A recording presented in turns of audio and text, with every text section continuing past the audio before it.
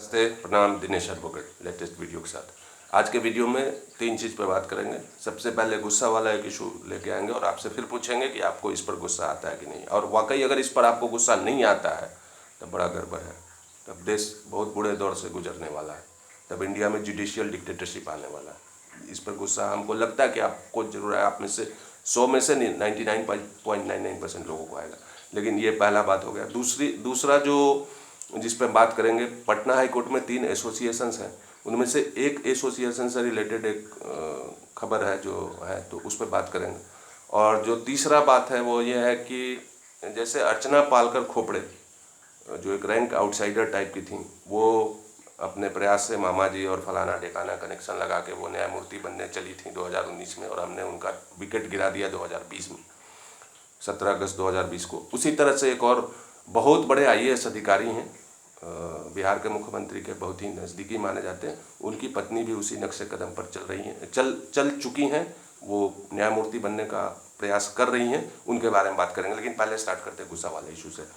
दरअसल आप ऐसा देखते हो, आपके मोबाइल फ़ोन में एसएमएस आता होगा हमेशा, बहुत फ्रिक्वेंटली, हर 2-3 महीने में एक बार, सीबीआई का, कि आप किसी को घूस मत दीजिए।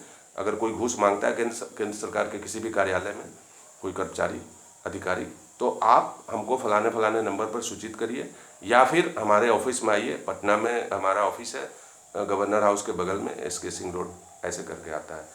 इसी तरह से बिहार गवर्नमेंट से भी आता होगा।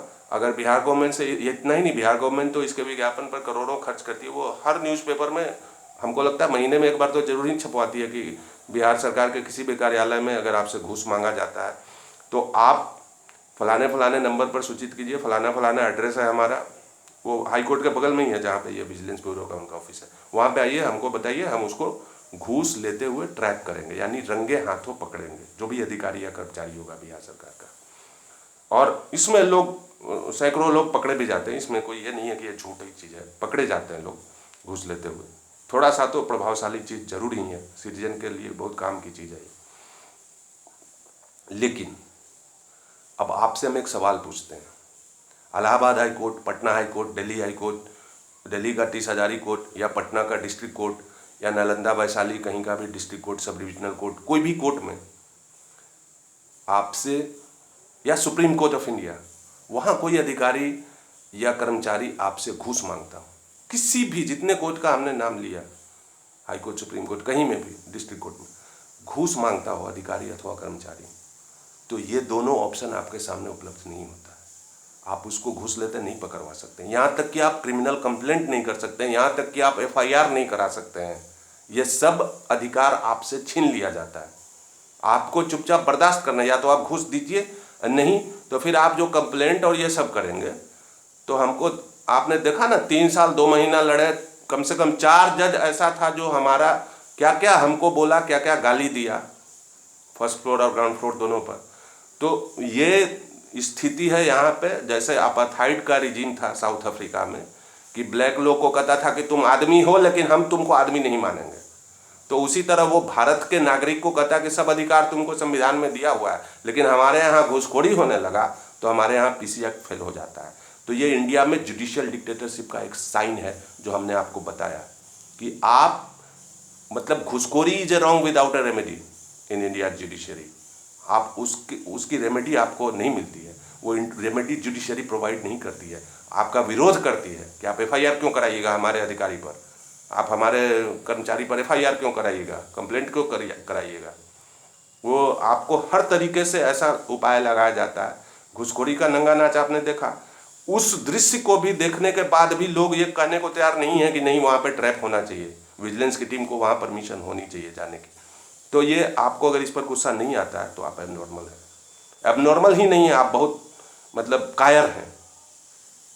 और आप जैसे लोग अगर होंगे, आप लोग इतने कायर हो जाएं देश में, तो जुडिशियल डिक्टेटरशिप ही आना है देश में, और कुछ नहीं होगा। तो आप इस पर सोचिएगा, विचारिएगा, और गुस्सा अगर आता है कि नहीं आता। हमको बहुत गुस्सा आता है, इस पर बहुत गुस्सा आता है, बहुत ज़्यादा आंदोलित करता है ये चीज़ हमको। अब दूसरा बात कि हमको आज से कोई 1.5 महीने पहले पटना हाईकोर्ट के एक सीनियर एडवोकेट हैं, ओबीसी कम्युनिटी से आते हैं, उन्होंने फ़ोन किया कि दिनेश ये देखो ऐसे हुआ है कि बैरिस्टर एसोसिएशन का एक्सपेंशन हुआ है, उसमें एडिशनल सीट्स ऐड किया गया, लेकिन उसमें ओबीसीज को जगह नहीं दिया गया है। और हमने बहुत प्रयास किया, लेकिन इन लोगों ने वो कोई हमारा बात नहीं माना। फिर अभी एक कोई 10-15 दिन पहले एक और लेडी एडवोकेट हैं, उन्होंने कहा, वो भी ओबीसी कम्युनिटी से आती हैं, तो उन्होंने भी कहा कि हम बहुत प्रयास किए, लेकिन हमको वहाँ जो है वो लोग नहीं दिया अपना जो है सो अपर कास्ट लोग, जो 2 लोग जो हैं जो बिहार जुडिशरी के ज़मींदार माने जाते हैं 6+3 के फॉर्मूले से, जिनका नाम गया था 2019 में। तो वो उनका कहना था, जो महिला एडवोकेट हैं, कि इन 2 कम्युनिटीज़ के लोगों ने आपस में सब बांट लिया और ये लोग यहाँ अपने आप को जमींदार समझ, तो 2 लोग जमींदार समझता ही था शुरू से, इसीलिए हमको कॉलेजियम वाले केस में थोड़ा ज़्यादा ताकत लगा कर लड़ना पड़ा।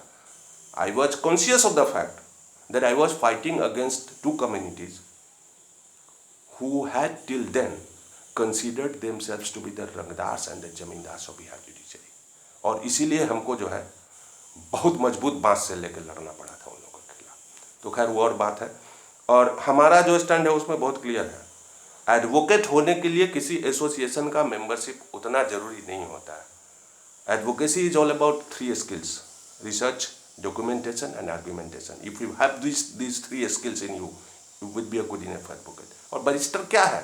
वो 2 जातियों के जो है सो पाखंडी लोग, हिपोक्रीट लोग, जिन्होंने जीवन में कोई किताब कलम नहीं दबा धड़ा होगा और कोई किताब नहीं पढ़ा होगा। वो बढ़िया कपड़ा पहन के आते हैं, प्रवचन देंगे, काली का चाय पी के घरे चले जाते हैं और यहाँ गिनवाते रहते हैं कि ये हमारे जाति का 25 गो सरकारी वकील है, हमारे जाति का 15 गो हाई कोर्ट जज है। तो उन लोगों के उसमें हम आपका मदद नहीं करेंगे। एडवोकेट बनिए, पढ़िए लिखिए, और बस उस सब बैरिस्टर बनने के चक्कर में मत रहिए। अब जो तीसरी खबर है वो बहुत ही इंटरेस्टिंग है। बिहार सरकार के एक बहुत ही जो है सीनियर IAS ऑफिसर, जो कि जिनका नीतीश राज में बहुत चलती रहा है, उनकी पत्नी को पिछले 3-4 साल से कई को पैनल दिया गया पटना हाई कोर्ट में, कुछ यूनिवर्सिटी का भी पैनल वगैरह है, और अब उनको उसी तरह से उसी रूप में लॉन्च किया जा रहा है जैसे कि तुम कही वाला ताऊ जी ने, यानी AP शाही ने शिल्पा सिंह को लॉन्च करने का प्रयास किया था, और जैसे कि CJI बोबड़े ने, यानी मामा जी ने, नागपुर वाले मामा जी ने अपनी भांजी अर्चना पालकर खोपड़े को लॉन्च करने का प्रयास किया था। अगर ये खबर गलत होगा, हम 100% बता रहे हैं, बहुत बढ़िया से बहुत दिन ये पता कर लिए, तब आज आपके साथ शेयर कर रहे हैं। तो उनका नाम जाने का प्रयास चल रहा है। एक हमारे गांव में कहावत चलता है कि भैयारों के भात में लोहड़िया के पूड़ी, यानी कि आप अपने परिवार को, अपने चचा को, चचेरे भाई वगैरह को ठीक से दाल भात नहीं खिलाते हैं, और पब्लिक को इम्प्रेस करने के लिए जो बाहर से पब्लिक आ रही है उसको जो है 5 कोर्स मील प्रोवाइड कर रहे हैं। तो ये इसी टाइप का पटना हाई कोर्ट में ये सब अन्याय होते ही रहता है।